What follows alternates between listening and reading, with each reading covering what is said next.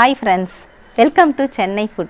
சாதம் மீதமாயிடுச்சுனா அதை தூக்கி போடாமல் வேஸ்ட் பண்ணாமல் அதை வச்சு ரொம்பவே டேஸ்டான ஒரு ஸ்வீட் ரெசிபி மிச்சமான சாதத்தில் அல்வா எப்படி செய்யறதுன்னு பார்க்க போகிறோம். வாங்க பார்க்கலாம்.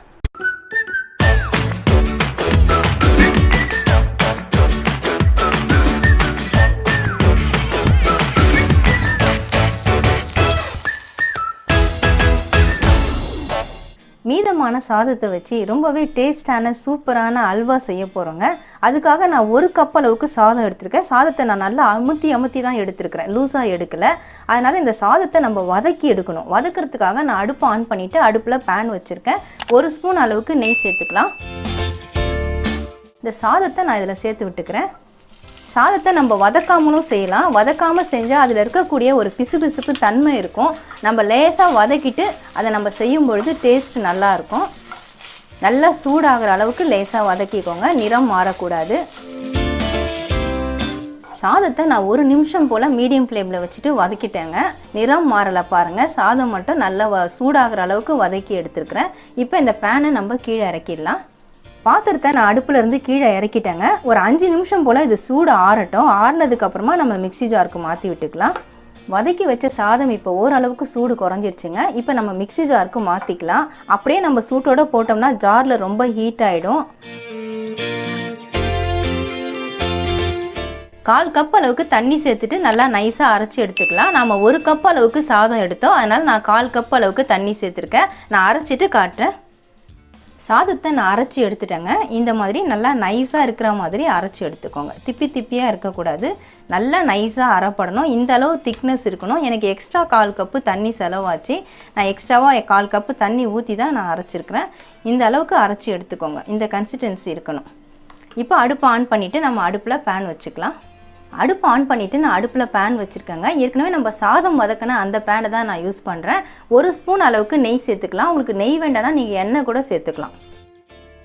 ஃபஸ்ட்டு நாம் இந்த முந்திரி பருப்பை வறுத்து எடுத்துக்கலாம். நான் முந்திரி பருப்பை 2 பொளந்து வச்சுருக்கேன். இதை நல்லா வறுத்து எடுத்துக்கலாம். லேசாக நிறம் மாறினா போதும். முந்திரி பருப்பு லேசாக நிறம் மாறினா போதும். இப்போ நான் பிளேட்டுக்கு மாற்றிக்கிறேன்.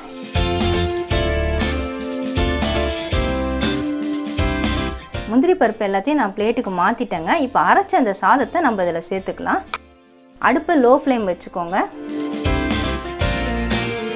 சாதத்தை சேர்த்துட்டு நல்லா இந்த மாதிரி கலந்து விட்டுட்டே இருங்க. நல்லா ஒரு திக்காக சுருண்டு வரும். கொஞ்சம் சுருண்டு வர ஆரம்பித்ததுக்கு அப்புறமா தான் நம்ம சர்க்கரை சேர்க்கணும். அரைச்ச சாதத்தை சேர்த்துட்டு நான் 2 நிமிஷமாக இந்த மாதிரி கலரி விடுறேங்க. பாருங்கள், இப்போ நல்லா கொஞ்சம் அப்படியே திரண்டு வருது, சுருண்டு திரண்டு வருது. இந்த சமயத்தில் நம்ம சர்க்கரை சேர்த்து விட்டுக்கலாம். நான் சாதம் 1 கப்பு நல்லா அழுத்தம் கொடுத்து எடுத்துருந்தேன், அதனால் நான் 1 கப் அளவுக்கு சர்க்கரை சேர்த்துக்கிறேன். உங்களுக்கு இனிப்பு குறைவாக வேணும்னா நீங்கள் 3/4 கப்பு கூட சேர்த்துக்கலாம். சர்க்கரை சேர்த்துட்டு நல்லா கலந்து விட்டுக்கலாம். அல்வானால நமக்கு கலர்ஃபுல்லாக இருந்தால் தாங்க பிடிக்கும். நம்ம ரைஸில் எந்த கலருமே கிடையாது. அதனால் நான் ஃபுட் கலர் தான் சேர்க்குறேன். சப்போஸ் உங்களுக்கு ஃபுட் கலர் வேணான்னா நீங்கள் சுகரை கேரமலைஸ் பண்ணிவிட்டு கூட சேர்த்துக்கலாம். நான் 2 பிஞ்ச் அளவுக்கு ஆரஞ்சு கலர் எடுத்திருக்கேன், ஃபுட் கலர், அதை சேர்த்துக்கிறேன். சேர்த்துட்டு நல்லா கலந்து விட்டுக்கலாம். சர்க்கரை சேர்த்த உடனே பாருங்கள், அல்வா பதம் வந்துருச்சு, நல்லா திரண்டு வருது. ஃபுட் கலர் சேர்த்துட்டு நல்லா மிக்ஸ் பண்ணி விட்டுட்டேங்க. உங்களுக்கு எந்த அளவுக்கு கலர் லைட்டாக டார்க்காக வேணுமோ நீங்கள் சேர்த்துக்கோங்க. எந்த கலர் வேணுனாலும் சேர்த்துக்கலாம். இப்போ 1/2 ஸ்பூன் அளவுக்கு ஏலக்காய் பொடி சேர்த்துக்கலாம். நான் சர்க்கரை சேர்த்து தான் ஏலக்காய் பொடி அரைச்சிருக்கேன், அதனால் 1/2 ஸ்பூன் சேர்க்குறேன். நீங்கள் தனியாக இடித்து சேர்த்திங்கன்னா ஒரு 3 அல்லது 4 ஏலக்காயை நீங்கள் இடிச்சிட்டு பொடி பண்ணி சேர்த்துக்கோங்க. இப்போ 1 ஸ்பூன் அளவுக்கு நம்ம நெய் சேர்த்துக்கலாம். ஏன்னா அல்வா நல்லா திரண்டு வர ஆரம்பிச்சிருச்சு. ஏற்கனவே 2 ஸ்பூன் அளவுக்கு நம்ம நெய் சேர்த்துருக்கோம். நெய் சேர்த்துட்டு நல்லா மிக்ஸ் பண்ணி விட்டுட்டே இருங்க. நல்லா பேனில் ஒட்டாமல் இன்னும் நல்லா திரண்டு சேர்ந்து வரணும். அடுப்பு மீடியம் ஃப்ளேமில் வச்சுட்டு 2 நிமிஷம் போல் நான் கலந்து விட்டுட்டுருக்குறேங்க. பாருங்கள், இப்போ நல்லா சுருண்டு வருது. பேனில் சுத்தமாக ஒட்டலை. நம்ம சேர்த்த நெய் எல்லாமே திரும்ப வெளியே வந்துட்டுருக்கு பாருங்கள். இதுதான் அல்வாவோட சரியான பதம். இப்போ நம்ம முந்திரியை சேர்த்து விட்டுடலாம். நெய்யில் வறுத்த முந்திரி நான் சேர்த்து விட்டுறேன். சேர்த்துட்டு ஒரு முறை கலந்து விட்டுடலாம். நம்ம கரண்டியில் சுழட்டும் போது கூடவே சேர்ந்து சுழலுது பாருங்கள். பேனில் சுத்தமாக ஒட்டலை. அல்வாவோட பதமே இதுதான். நமக்கு ஒட்டாமல் வர்றது தான் அல்வாவுடைய பதம். முந்தி இருந்த திக்னஸை விட இப்போ நல்லாவே திக்காக இருக்குது பாருங்கள். இப்போ நம்ம அடுப்பை ஆஃப் பண்ணிடலாம். நான் பிளேட்டில் நெய் தடவி வச்சுருக்கேங்க. அந்த பிளேட்டுக்கு நான் மாற்றி விட்டுறேன். பாருங்கள் பேனில் சுத்தமாக ஒட்டலை. இது நீங்கள் கட் பண்ணுறதா இருந்தால் நீங்கள் ஸ்டீல் பிளேட்டில் இல்லை குழியாக இருக்கக்கூடிய பிளேட்டில் மாற்றிட்டு நல்லா ஆற விட்டுட்டு நீங்கள் பீஸ் போட்டு கட் பண்ணிங்கன்னா நல்லா பீஸாக கிடைக்கும். நான் கட் பண்ண போகிறது கிடையாது, அதனால தான் அப்படியே நான் பிளேட்டில் மாற்றி விட்டுட்டேன். நல்லா சூப்பராக நமக்கு அல்வா ரெடி ஆகிருக்குது.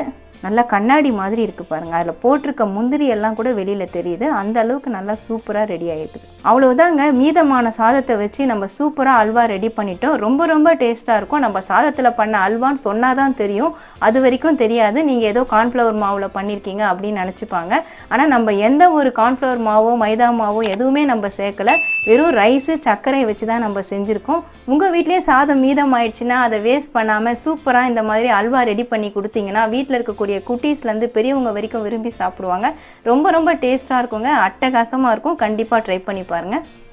மீதமான சாதத்தில் அல்வா எப்படி செய்கிறதுன்னு வீடியோவில் பார்த்துருப்பீங்க. ரொம்ப டேஸ்ட்டாக இருக்குங்க. அதை நம்ம சாதத்தில் செஞ்சோங்கிறது நம்ம சொன்னால் தான் தெரியும். அந்த அளவுக்கு டேஸ்ட்டு சூப்பராக இருக்கும். உங்கள் வீட்லேயே சாதம் மீதமாயிடுச்சுன்னா நீங்களும் இதே மாதிரி அல்வா செஞ்சு பாருங்கள். கண்டிப்பாக ட்ரை பண்ணியும் பாருங்கள். உங்களுக்கு இந்த வீடியோ பிடிச்சிருந்தா லைக் பண்ணுங்கள், ஷேர் பண்ணுங்கள், சப்ஸ்கிரைப் பண்ணுங்கள். பக்கத்தில் இருக்க பெல் ஐக்கானை கிளிக் பண்ணிக்கோங்க. அதில் ஆல்னு ஒரு ஆப்ஷன் காட்டும், அதையும் கிளிக் பண்ணிக்கோங்க.